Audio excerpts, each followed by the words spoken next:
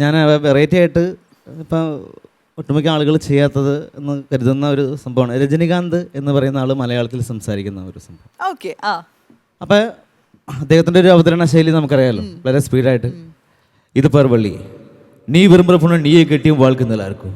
எங்கிட்ட இருக்கிற கூட்டம் நான் சேர்த்த கூட்டம் இல்லை, അൻപാള തണിയാൽ വന്ന കൂട്ടം.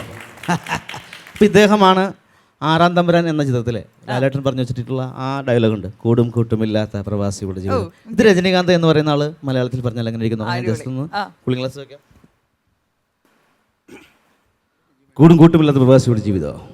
ഹിന്ദുസ്ഥാനി സംഗീതം പഠിക്കണമെന്ന് മുഹമ്മദ് പഴയ ഒരു സിംഹത്തിന് പടയില്ല ഉസ്താദ് ബാദുഷാ ആവശ്യമറിയിച്ചപ്പോൾ ദക്ഷിണ വെക്കാൻ പറഞ്ഞു. ഊർജ്ജയുടെ ഓട്ടക്കേസിൽ എന്തുണ്ട്? ഒടുവിൽ സംഗീതത്തിന്റെ ആദേശം പഠിപ്പിച്ച അമ്മയെ മനസ്സിലാക്കി ദർവാദത്തിൽ കീർത്തനം കാടി പാടി ഒളിവിക്ക് മുമ്പ് വരെയാന്ന് കൈ കൊണ്ട് ചേർത്ത് പിടിച്ചിട്ട് പറഞ്ഞു, നീ സബറോക്കി സിന്ദഗി ജോത് കവനാക്കി കഥം എന്നാ ഒന്നുമേ പുരിയില്ല. ഇനി ചെയ്യാൻ പോകുന്നത് നരേന്ദ്രപ്രസാദ് എന്ന് പറയുന്ന അദ്ദേഹത്തിൻ്റെ ഒരു ഡയലോഗുണ്ട്. അത് നമ്മുടെ ആലമൂടൻ പറഞ്ഞാൽ എങ്ങനെ ഇരിക്കും? നരേന്ദ്രപ്രസാദിന്റെ ഡയലോഗ്. എൻ്റെ അമ്മയുടെ കിടപ്പുമുറിയിൽ നിന്നും ഉടുതുണിയും ഭാര്യക്കുത്തി മതാലസനായി ഇറങ്ങി വരുന്ന സൂര്യദത്തൻ മുതലാളിയെ ചൂണ്ടിക്കാണിച്ച് എൻ്റെ വളർത്തച്ഛൻ പറഞ്ഞു, ആ പോകുന്ന പട്ടിയാ നിന്റെ തന്തയെന്ന്. അന്നേ തീരുമാനിച്ചുറപ്പിച്ചതാ സൂര്യദത്തൻ മുതലാളി ഒന്ന് ഒളിപ്പിക്കണമെന്ന്. ഒളിപ്പിച്ചു, ആരും കാണാത്തിടത്ത് ഈ തറവാട്ട് കുളത്തിൻ്റെ അടിത്തറയിൽ. ഇനി അത് ആലമൂടൻ എന്ന് പറയുന്ന അദ്ദേഹം. എൻ്റെ അമ്മയുടെ കിടപ്പുമുറിയിൽ നിന്നും ഉടുതുണിയും ഭാര്യക്കുത്തി മതാലസനായി ഇറങ്ങി വരുന്ന സൂര്യദത്തൻ മുതലാളിയെ ചൂണ്ടിക്കാണിച്ച് എൻ്റെ വളർത്തച്ഛൻ പറഞ്ഞു, ആ പോകുന്ന പട്ടിയ നിന്റെ തന്തയെന്ന്.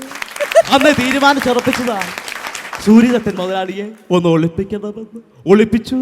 എവിടെയാണെന്ന് അറിയണ്ടേ? ഈ തറവാട്ടുകുളത്തിന്റെ അടിത്തറയിൽ. എങ്ങനെ? കല്യാണിയെ അറിയാമോ? ഇനി റിമി ടോമിയെ കുറിച്ച് പാടിയൊരു പാട്ടാണ് മണിച്ചേട്ടൻ.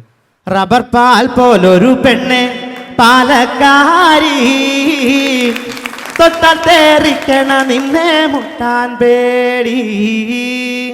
റബ്ബർ പാൽ പോലൊരു പെണ്ണെ പാലക്കാരി, തൊട്ടാൽ തേറിക്കണ നിന്നെ മുട്ടാൻ പേടി.